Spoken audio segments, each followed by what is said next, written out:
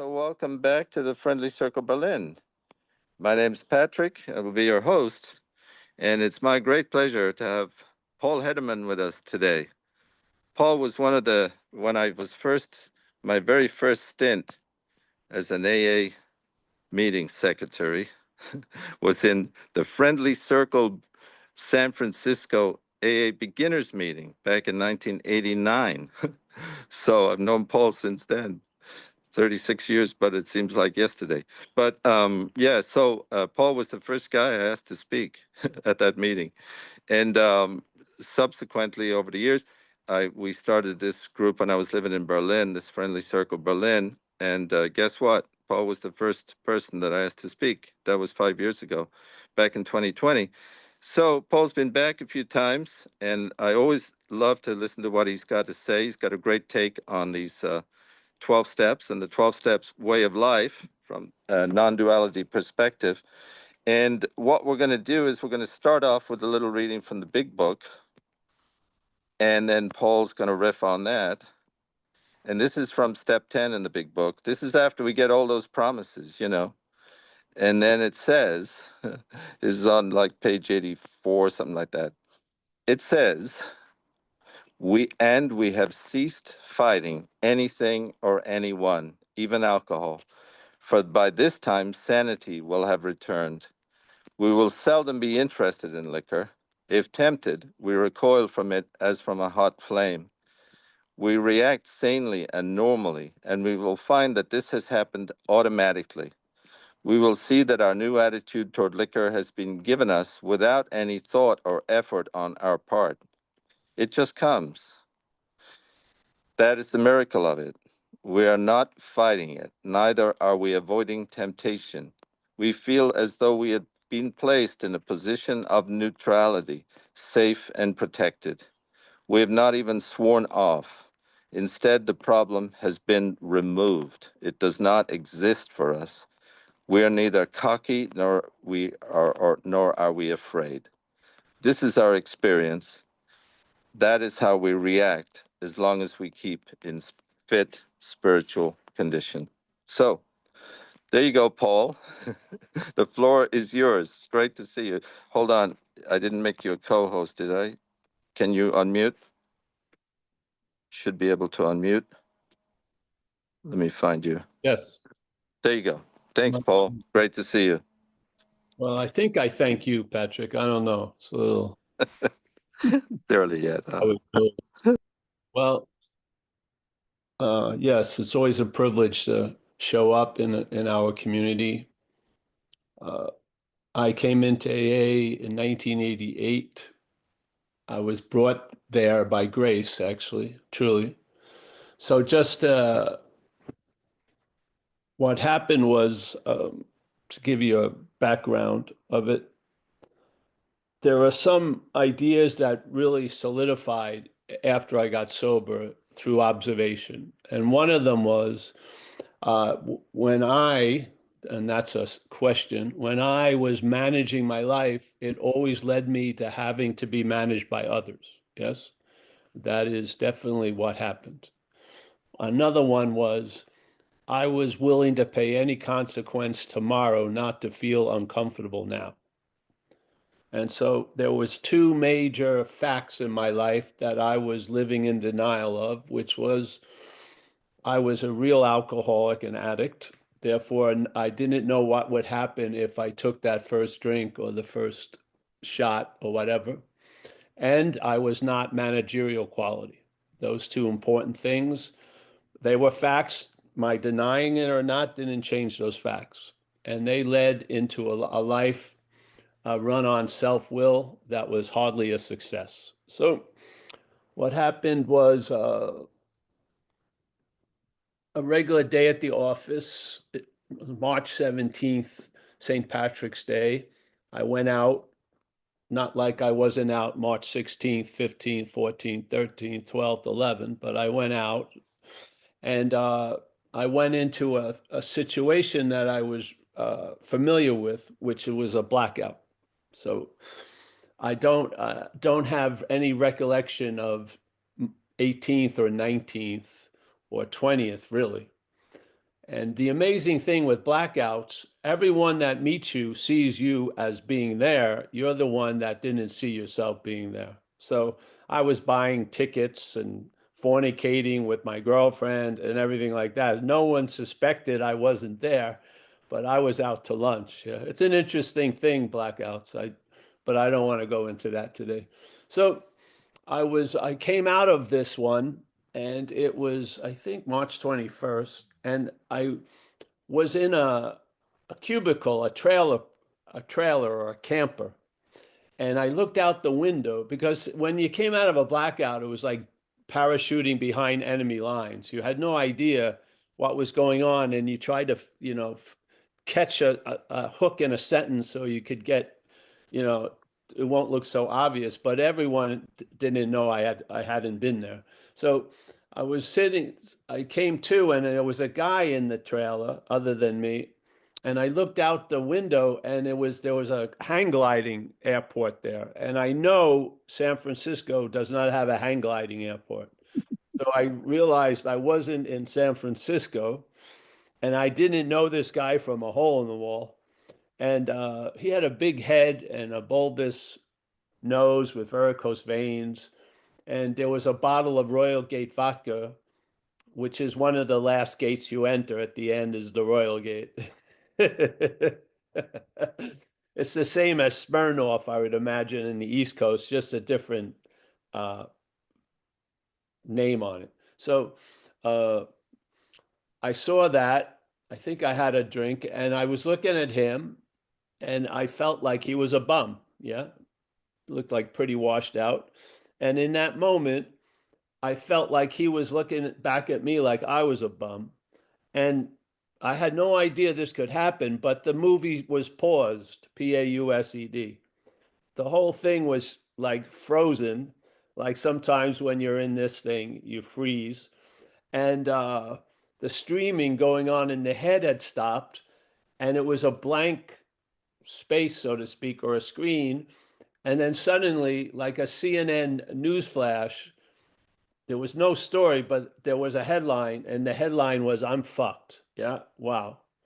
Finally, that thing I had been running from for years and years and years landed without any defense, no iron shield or whatever that thing is, blocking off information missiles. And and then there was a pause, and I'm not managerial quality. Then the movie started again. But now the thoughts that were coming were completely different than the previous thoughts about 4 minutes before. And I thought, I got to get out of here. Yeah. And I had been in a 2-year program called Delancey Street in San Francisco. And I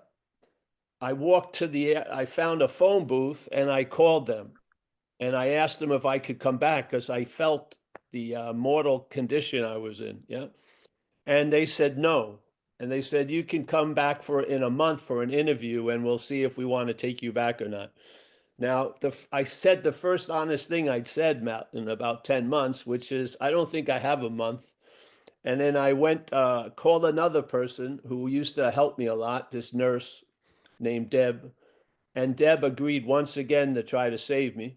And she drove up an hour and a half. And in that hour and a half, I had sort of an alcoholic recovery. Yeah. So I got in her car, and I tried to talk because I had no wherewithal to get anything I wanted. And I was in this condition that I had to convince others to do what I want. And I wasn't being that successful in that endeavor. So I started talking to her about, let's get some beer, and let's get some cocaine, get the dirty magazines, rent the hotel room. And she had followed that equation many times with me, hadn't been that satisfaction. Wasn't much satisfaction for her in that. So she said, "No, we're not doing that, Paul." And then she says, "What do you want?" And I said, "Well, I need a place to stay." And she said, "You got to go to an AA meeting, and then you can stay at my condo." So the funny thing was, it flashed in my head that 2 years and 10 months ago, before that, wow, I got big suddenly. Before that, I I had made a decision in Delancey Street that I would stay there 2 years. She's now asking me for an hour. So I said, yes, definitely. I'll go to the, I think I'm co-hosting here, but I'm going to go, I'll go to the meeting. And she took in my first meeting, March 21st, 1988, a men's group at a Salvation Army in the cities. And I've been going ever since, 37 years, yesterday or Friday. Uh, the funny thing is, she picked me back up, which was surprising. So it was a men's meeting. She dropped me off. I didn't think she'd show back up. And at 9, she picked me up. Now, her roommate in the condo didn't like me, so she had to sneak me in, and I had to sleep in her closet, which wasn't as long as I am. So my first night sober was quite uncomfortable, but something happened further. And see, this was it. I felt in hindsight that I got struck sober. And I truly believe if the second part of that event, which was me being reintroduced to a way of life, I think it would have died on the vine, the miracle. Yeah. But the way it hit me, and then I was in an AA meeting that night. Yeah. So the miracle would have probably died, but because of recovery, it has extended for 37 years. It's pretty good. Yeah. Pretty cool. So that's what happened. I stayed there. The next morning I woke up and I said, I gotta call up this AA because I don't think I can wait till 8 o'clock to go to a meeting. And they told me there was a noon one on 17th and Guerrero. And I went to that meeting. That became my home group for years. And I saw a lot at that meeting. It had a very eclectic audience. And most of them got decimated in the AIDS pandemic. So 89, a lot of the people that were there were dying, and they died. And it was amazing, the demonstration. Most of them died sober. It really blew my mind. Yeah. So I just stayed with the program, and it became a way of life. And of course, people say it a lot, you do the steps, then the steps do you, and stuff like that. And I truly believe where we are really taken over by the problem, the solution looks like some work. Yeah, you got to follow your feet and do this and do that. But the more and more the solution works on you, like the purer the solution becomes, I feel. And I think when it gets to a real pure state is the description on 84 and 85. Because when I first heard that, we cease fighting anyone or anything, I thought that was an order I had to do. And I felt I was never going to be able to do it. I didn't understand it was an effect of living the program. Yeah. Now I do, but I didn't when I first read this stuff. And if you read it, it's pure solution. It's incredible. Yeah. We have ceased fighting anything or anyone, even alcohol. And you can really say even alcoholism, because really, do you fight alcohol? It's like a 3-round fucking revenge match. No, alcohol is not doing anything. It doesn't jump off the counter or, you find your bottle in your mouth. It's alcoholism. Yeah. So alcoholism. You will cease fighting anything or anyone, even alcoholism, I would say. Yeah. For by this time, what time is this after we've done the 9th step and all this stuff? Yes. So we've sort of finished the working steps, and they believe they can be pretty assured of where you're going to seemingly be after you do the working steps, because this is a format that the people were following, and they're experiencing the same effects at the same time around as we will. So we will have by this time sanity will have returned. And to me, that's the sanity that precedes the first drink instead of the insanity that precedes the first drink. So we get stable in a condition where we don't have to be masters of stopping. We don't start anymore. Yeah. We just don't start. And then some people will call that a life of abstinence, but a life of abstinence is not efforting. It's the effect of it. It's like an atmosphere you're in. you'll probably not have much interest and thoughts about the shit that used to drive you to drink or get high. Yeah. And the thing is, if you're satisfied and content, not many rockets can be launched from that site. Yeah, it's when you're irritable and restless, you're prone to listen to the head's advertising. Yeah, but if you're satisfied and content, a lot of what drives you isn't going to drive you. Yeah, you're going to be able to enjoy peace of mind. You'll feel this. You'll have a conscious sense of presence. You'll feel the new power flow in. All this stuff will be uninterrupted, and you'll be here to enjoy it. Yeah, because that which says you are there and then you've lost interest in, and you realize the obviousness. I am always here right now. Yeah, yeah. So for this time, sanity will have returned. We will seldom be interested in liquor. And if you're interested in liquor, then do what we do here. Go help someone else, go to a meeting, pick up chairs. Yep. Yeah. If tempted, we recoil from it as from a hot flame. We react sanely and normally. And we will find that this has happened automatically. Where's your role as a doer in that? Yeah. Where does the program turn into self-reliance? It doesn't. It's admitting that you can't do things and then something does them for you in a sense. Yes? We react sanely and normally, and we will find that this has happened automatically. In other words, we'll come to know, just like step 2 is I came to believe. You'll come to know that this has happened, not because you caused it, because you're the effect. Yeah. So you notice the effect, and then you know the cause wasn't you, which is so beautiful. Yeah. And so you have more gratitude and honor for the cause of these lovely effects. You don't believe you're the one that did it, and they're telling you very clearly you weren't the one that did it. This shit happened automatically. Yeah, we will see that our new attitude toward liquor has been given to us. This is pure solution, really, I feel, has been given us without any thought or effort on our part. Wow.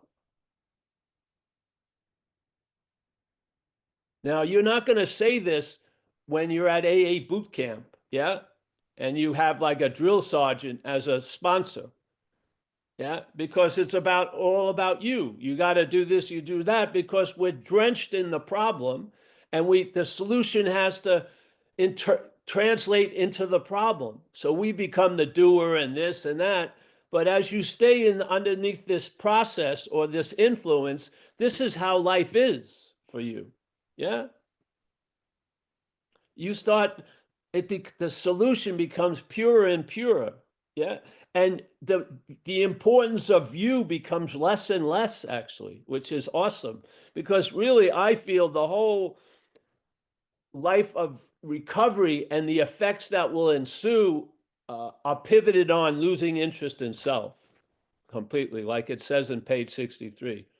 We lose interest in self, and then all these things start happening. Why aren't all those things happening seemingly to us? Because we're obsessed with self. Yeah. So when there's a losing interest in this idea, yeah, then all these possibilities are available. When there's an incredible amount of addiction to that idea, the possibilities aren't available. They're available, but not to you. Yes. So we will see that our new attitude toward liquor has been given us without any thought or effort on our part. It just comes. Yeah. And the beautiful thing is it just stays also. Yeah. After a while, you're going to be established in the habit of being sober. It's not going to come and then your little mental anxiety. It's going to go. It doesn't go. Yeah. I keep getting things here. All right. Yes? So it comes and it stays.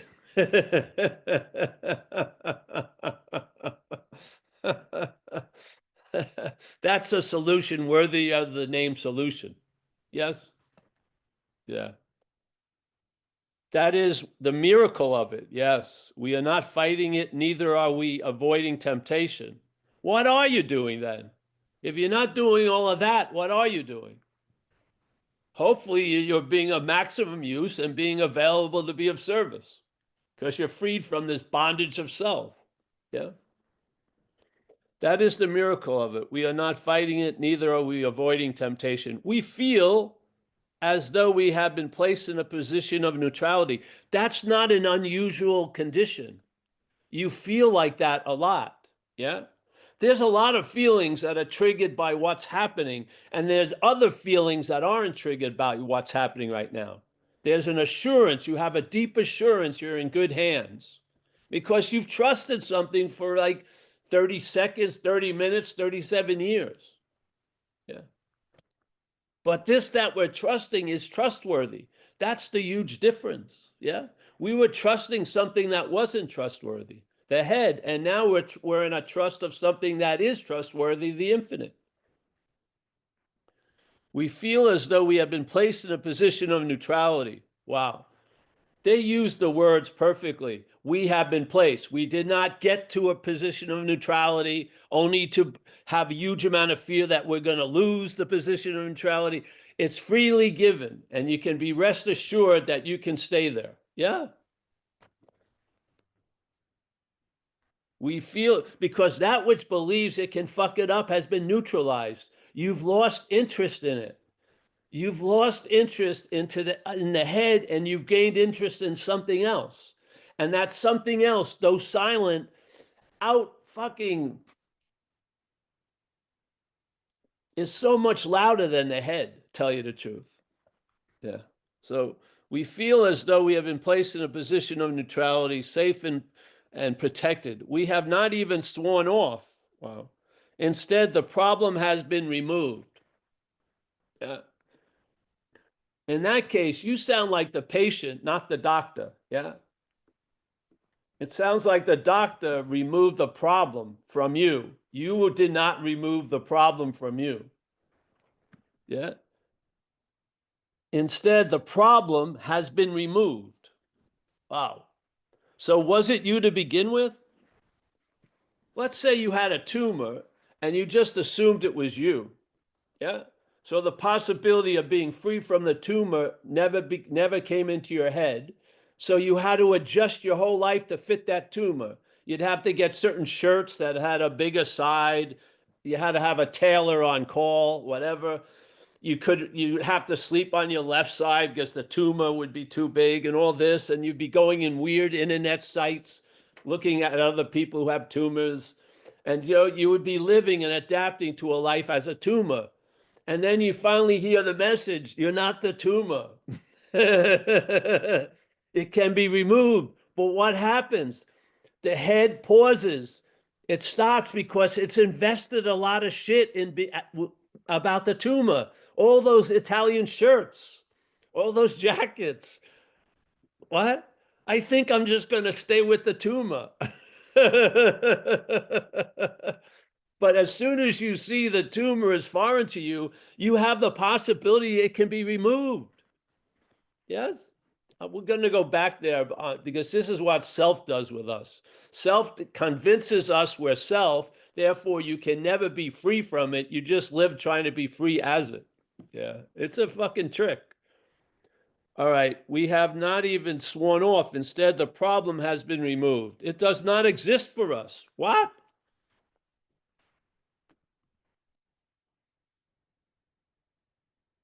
We are neither cocky nor are we afraid. That's duality. Yeah. Duality is the cockiness or afraid. Neutrality is different. You're not either the one or the other. You're just in a sense of assurance. Yeah. That you're okay. And then you are in the habit of being sober. So I'm not thinking about should I go to a meeting? I think which one? Yes. I'm in the habit of being sober. It does not exist for us. We are neither cocky nor are we afraid. That is one experience. That is our experience. That is how we react so long as we keep in spirit's condition. Yes. Well, I believe we are a spirit's condition. Yeah. So all the beliefs that tell you you're not a spirit's condition, When you lose interest in them, you're going to realize you are a spiritual condition.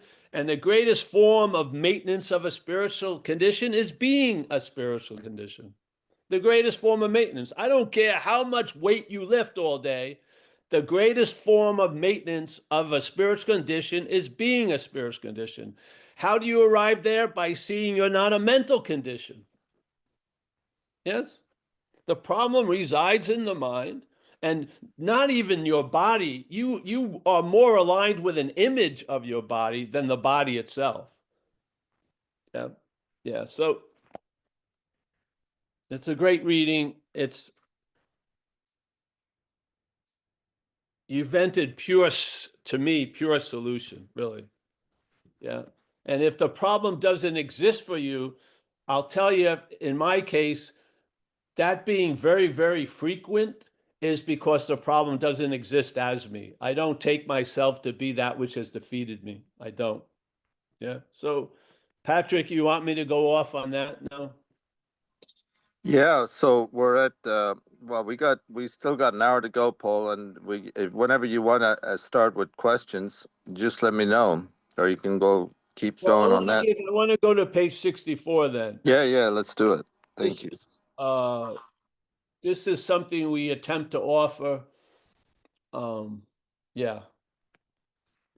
So on page 64 in the big book, on the third paragraph, the first paragraphs before it, they're describing the first working step as an inventory, obviously, and they want you to take the idea that it's more like a business inventory. Yeah. And just take an inventory, sort of like if you had 500 jeans and stuff like that, and realizing you bought like 500 elephant bell jeans and they haven't moved for 3 months and they're unsaleable. And so, yeah, the feeling that you bought them and it was your idea keeps you putting them on the window display, but it ain't working. Yeah, so they want us to look at this inventory sort of like a business inventory. And then he goes to this thing. He goes, we did exactly the same thing with our lives. We took stock honestly. First, we searched out the flaws in our makeup, which caused our failure. Okay? So he's saying flaws in the makeup caused the failure. Yes? We're all there? Next sentence, being convinced that self manifested in various ways was what had defeated us. So our flaws are really manifestations of self in your life. Yeah. So the flaws that you think are yours are shared with probably every other addict and alcoholic. Yes. They're not unique. Yeah. We share a common dilemma. Yeah. And in this case, he's saying when you do the inventory and you start looking at this, you're going to be convinced that self manifested in various ways is what had defeated us. Yeah. It's very clear that self is what has defeated us. And it's very clear we're not self, we're us. Then why the hell are we calling self's manifestations ours? Yeah. Because they're going to describe self's manifestation in our life. And I'll tell you, it sounds like when we hear them, we put my in front of them. So when we hear resentment, we feel my resentment, fear, my fear. Yet they're not your fear or your resentments. Yeah, they're shared. Being convinced that self manifested in various ways is what had defeated us. To me, this is the direction of the inventory process in the book. Yeah. We considered its common manifestations. Its common manifestations does not mean yours. Its means self's. I mean, I grew up in English. I feel like I comprehend the language a little bit. When something says it's not you. Yeah. It's an it. It's something else.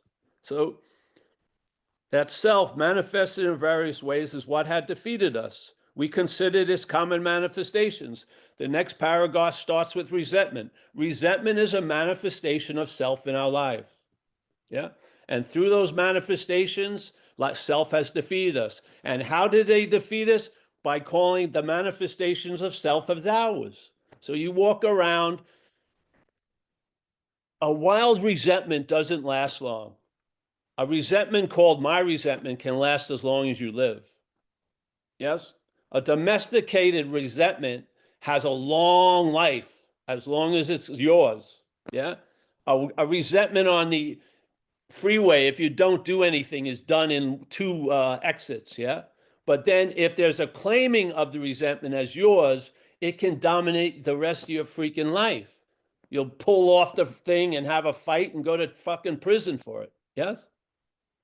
So I feel it's very clear in the book that the inventory process is attempting to look as how self has defeated us by looking at its manifestations, and they're just going to start with the common ones. Yeah, this is the first inventory, and the common ones are resentment, fear, which is actually triggered by mental anxiety. Yeah, really. So resentment, fear, and harms done to others in the pursuit of what you want. And then we're going to specifically look at our sexual life to see that. Yes? So there's three common manifestations we're going to do an inventory of, because the point isn't becoming to categorize every manifestation, is to see that self is what has defeated us. Yeah? So we're just going to use the common ones so that we realize that which we're calling ours is not ours. Yeah. I swear, my resentment can last for 60 years. Our resentment doesn't. Yeah. So we're doing the inventory to see how self, this foreign thing in us, has defeated us by its manifestations. And what happens is people go in with their resentments, they leave the inventory process with their resentments. They're missing a huge point. Maybe you go into the inventory process with my resentment, my fears. Hopefully, you're going to come out with those resentments and fears are not mine. Yeah. If not, a life run on that previous idea can bring you to a position where you believe you hate yourself. Yeah. That you are your own worst enemy. That is impossible. There's something in you that's your own worst enemy, but it is foreign to us. Foreign. Yes? This happened to me in my 7th year sobriety. I had the privilege of running workshops on the 4th step. So I looked at how it works quite a lot. And one night I looked at that word self and I saw it as foreign to me. Yes? I just saw it's not me. And as soon as I saw that, the possibility that was always available appeared, which is I can be free from it. And then suddenly something gave me a view of most of my adult life. And I saw that most of my life was self trying to get out of self. Yeah. One of the idea of self I called Paul. So Paul, aka self, was kept trying to get out of self, and there's a huge recognition in our community that self can't get out of self. Yes. And I'm telling you, self can't get out of self. It cannot get that it can't get out of itself. It cannot. If one vehicle like drugs doesn't work, it'll go into spirituality. If not, then it becomes a workaholic. It's just not going to get it. But the real relief is you're not it. Yes, yes. Why would you want to pay therapy to try to rehab yourself, the self that you're not? Just lose interest in it. That's the whole point of recovery, is to lose interest in self. Trying to make it better is not losing interest in self. Yeah. So this thing whacked me, and I was in AA for 7 years there, and now it's been 37, and I don't hear it in the program. It's almost like we go to the AA car wash, almost every stain can get washed away, but this one stain can withstand all of it, which is this identification as what has defeated us. Yeah, this is why people people still, after 40 years, are weighed by guilt and shame, weighed down by guilt and shame based on they did that stuff that they were driven to do while under the influence. When the head has no, like the judicial system in America has a statute of limitations. If you don't get caught after 12 years, they can't charge you. Your head does not have a statute of limitations. It keeps going back to the memory well and going over events as if you were the sole doer of it all. When in the big book, it says we are driven. If you're driven, you're not the driver. If you are being driven, it excludes you from being the driver. Yeah. So it says we're driven by 100 forms and stuff like that. We make decisions based on self. We're extremely self-centeredness, but we don't think so. If you had a parasite in you, do you believe if the parasite had some control over your head that it would allow any information that would confront it in? Of course not. Yeah. You're listening to a propaganda channel. And this is why I humbly believe, why do most people leave on step 4 and step 9 in our program? Everyone here has done an inventory on me already. And I've done inventories on all these little squares.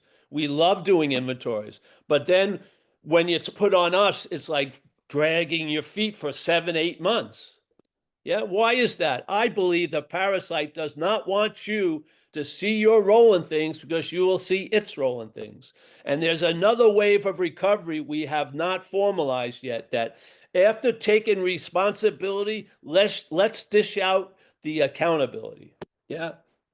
Because it's amazing how so many of us, when we get sober, we have gratitude and we feel like something is doing for us what we can't do for ourselves. And we're in a lot of awe and miracles and stuff. Yet none of that's applied to the lower power that was doing shit through you that you would never have done by yourself.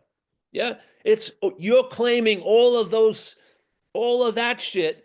Yeah. But you don't claim the great stuff. So you have the ability to do it in both ends. Why not the first part? No, you're weighed down by the idea of being the doer of shit you never did. I was driven. You're going to tell me, after being up a couple of days, that I chose, while I was in a room full of people doing cocaine, and I ran out of the coke, that I chose to get on all fours and start looking in the rug, and if anything looked like it was white or something, I would hope it was coke. And then other people saw me doing it, and they built a little fence on their little Ponderosa. You think you chose to do that when you were getting ready to go out Friday night? Oh, yeah, I'm going to be on all fours trying to snort lint up my nose. No, you were driven by something. Yeah. I just don't get how it does. It just it's almost like a bulletproof fucking stubbornness. It really is. Yeah. Everyone still clings on to the shame and the guilt of what happened while they were under the influence. That's like giving safe harbor to the parasite. Yes. It says it in our book. We're entertaining it, we're harboring it, yes? Because we're being fooled. It's presenting itself as us, and we're listening to it all day. Yeah. The problem resides in the mind, and it has a megaphone. Yeah. And we're being led by a parasite, and it's neutralized the host because it's convinced the host that it's the parasite. Do you feel like you can be free?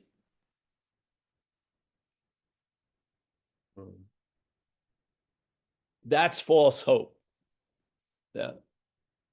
You're never going to be free as a self. Never. Yeah. If it runs into peace, it'll be worried there won't be any tomorrow. There's no stabilization other than its own crazy narrative. Yeah.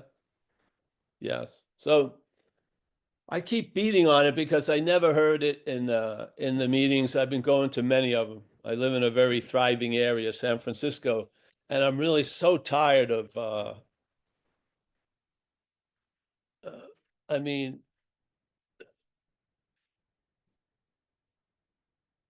we get rid of all our luggage, but we take our carry-on bag all day. Yes. Our golden oldies, whatever it is. So you feel like you're getting a little bit out there and then the links get tighter, like a leash. Don't you feel it? It's a bondage of self. That's what we're asking for relief from, the bondage of self. What is a bondage? Well, maybe you can reach 12 feet, but can only reach 6 feet. That would be a bondage, yes? Yeah, yeah. And I can go on and on, but if you have questions, let's go. Hey, honey, we got to go to one.